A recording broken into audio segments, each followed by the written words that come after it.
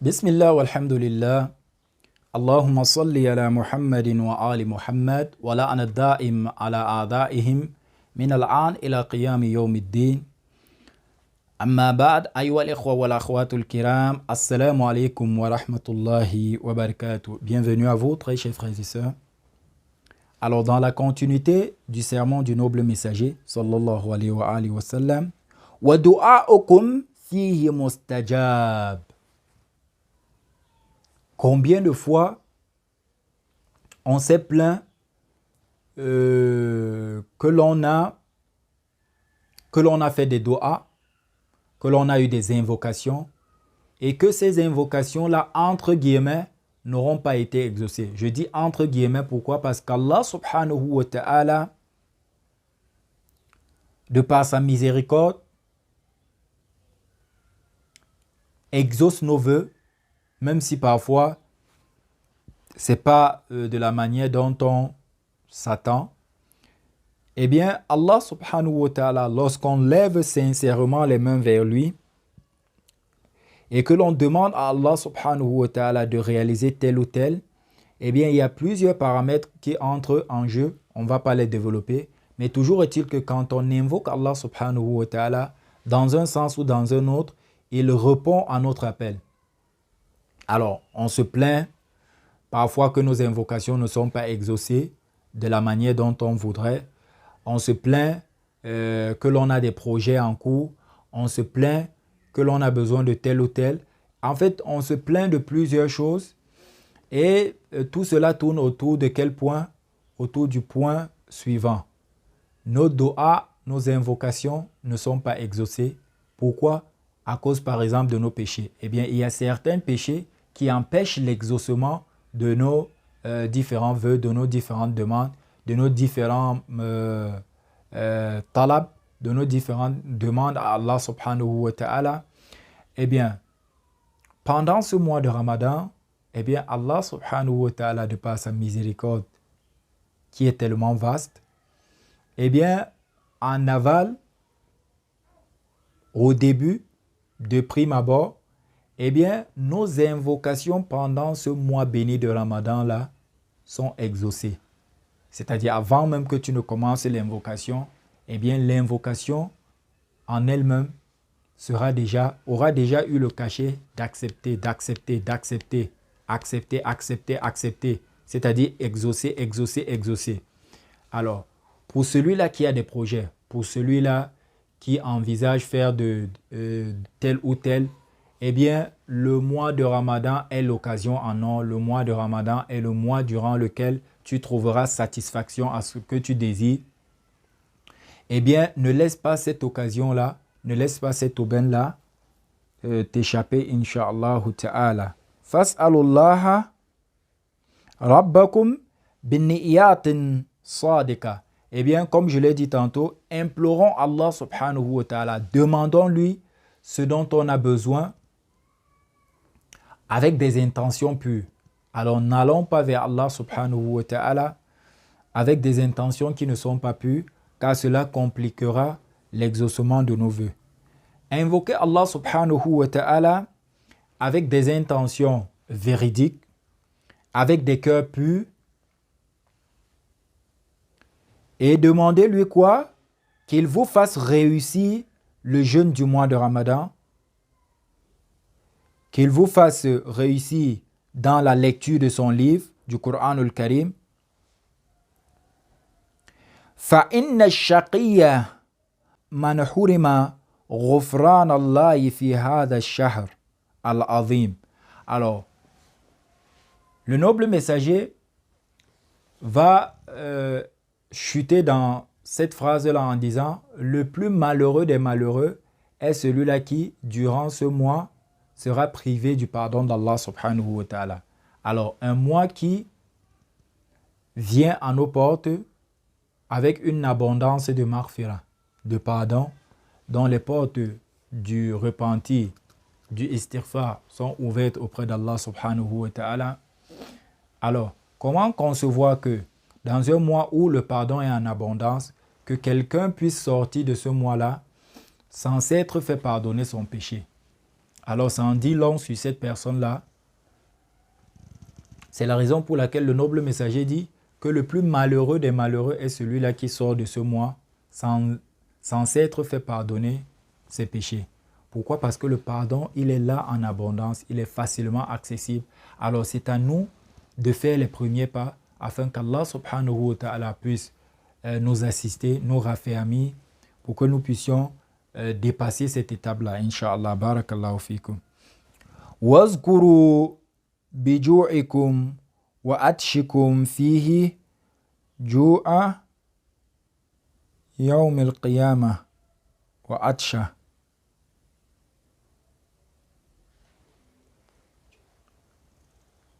Le noble messager nous donne ici un sujet de méditation ou des sujets de méditation qui est le suivant. Forcément, quand on jeûne, forcément on aura faim, on aura soif. C'est quelque chose de naturel. On va manger avant la prière de Subh et notre système digestif en quelque sorte va remplir notre système digestif après que nous ayons consommé notre repas pour jeûner va normalement entrer dans son rôle qui est celui de digérer cette nourriture-là. Alors généralement quand il digère, les déchets sont séparés, etc. Les nutriments vont dans le sang. Eh bien le ventre devient vide. Et quand le ventre devient vide, on ressent de la famine. Alors pour dire quoi?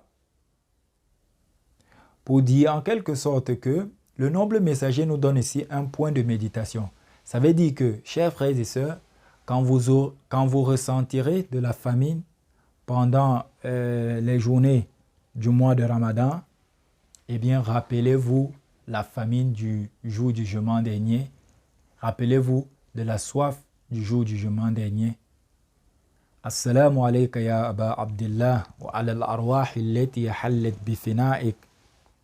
Alayka minni salamullahi abada ma baqitu wa baqiya al-layl wa an-nahar. Alors, quand on parle toujours de soif, eh bien, il faut se rappeler du petit-fils du noble messager sallallahu alayhi wa sallam, l'imam Hussein alayhi salam, qui a été martyrisé avec bon nombre de membres de sa famille et de ses compagnons. Cette tragédie-là marque en réalité le fossé qui s'est creusé entre le chemin de la vérité, le chemin de la rectitude et le chemin de la fausseté, le chemin du faux, le chemin de l'égarement dans le sens clair du terme. Parce que quiconque aura été contre l'imam à ce moment-là, eh bien, aura choisi clairement d'être parmi ceux-là qui regretteront le jour du jugement dernier. Même si d'aucuns essayent de trouver des justificatifs à ces personnes-là. Alors, وَتَصَدَّقُوا عَلَى فُقَرَائِكُمْ وَمَسَاكِينِكُمْ. Le noble messager nous demande de profiter de ce mois-ci pour donner l'aumône à nos pauvres, à ces personnes-là qui sont démunies. Alors, généralement, quand quelque chose touche au porte-monnaie, à notre porte-monnaie, eh bien, on est facilement irritable.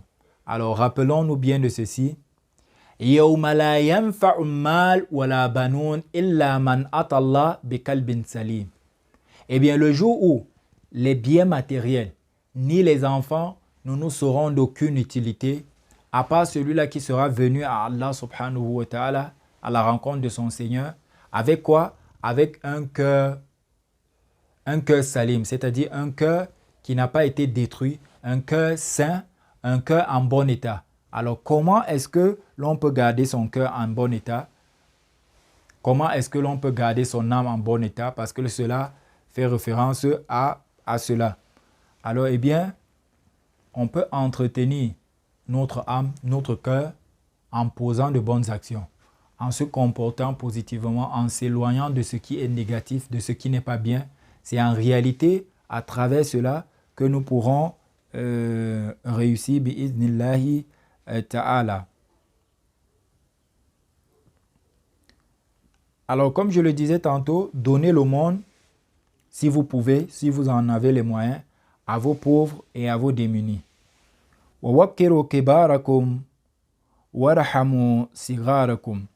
Alors ici, le noble messager nous demande quelque chose qui est élémentaire, c'est-à-dire que nous devrions mettre l'accent pendant ce mois-là dans le respect de nos aînés, le respect des personnes qui nous sont supérieures et d'être miséricordieux, d'être miséricordieux envers ces personnes-là qui sont en deçà de nous, qui sont inférieures à nous, pas dans le sens de la dignité, dans le sens de l'âge en réalité. Il y a des personnes qui sont plus âgées, dont on a le devoir de respecter. En ce qui concerne nos jeunes frères, nos jeunes sœurs, eh bien, on doit être miséricordieux envers eux. On ne doit pas être dur, rigide, toujours nerveux, colérique. Non, on doit être miséricordieux envers eux. On doit être indulgent envers eux. Wasilu arhamakum. Consolidez vos liens de parenté. Alors, il y a un hadith qui dit Silu arhamakum walau bis salam. Consolidez vos liens de parenté, même si ce n'est qu'avec une salam, c'est-à-dire vous saluez juste la personne. Vous demandez juste à la personne comment elle va. Eh bien, consolidons nos liens de parenté, même si ce n'est qu'avec une simple salutation. Alors, c'est pour souligner l'importance de consolider, de maintenir les liens de parenté. Alors, il y a un tout autre hadith qui dit que le jour du jugement dernier, eh bien, le silatul rahim, ces liens de parenté-là se présenteront devant Allah subhanahu wa ta'ala lorsque le tour de jugement de cette personne-là, par exemple, sera arrivé. Eh bien, le silatul rahim, les liens de parenté, viendront pour intercéder en sa faveur, pour dire que celui-ci a consolidé ses liens de parenté, il a respecté sa famille et pour cela, il profite de mon intercession. Donc, on comprend ici que, eh bien, consolider nos liens de parenté, parfois quand on parle de cela, eh bien, les gens vont se dire, on a besoin de tellement d'argent, on doit soutenir tous les projets familiaux, etc. et tout. Non, le noble messager nous dit ceci, Silu arhamakum walau bis salam. Alors, comme je le disais, je crois, sauf erreur de ma part, que dans une autre version, il est dit Silu arhamakum walau bil ma, walau bi shurbati min ma. C'est-à-dire lier, consolider vos liens de parenté, même si cela n'est qu'à travers c'est-à-dire un verre d'eau que vous donnez, que vous offrez à un proche parent, à quelqu'un qui est proche de vous, pour consolider ce lien de parenté-là. Barakallahu fikum wa assalamu alaikum wa rahmatullahi wa barakatuh. Allahumma salli ala Muhammadin wa ali Muhammad.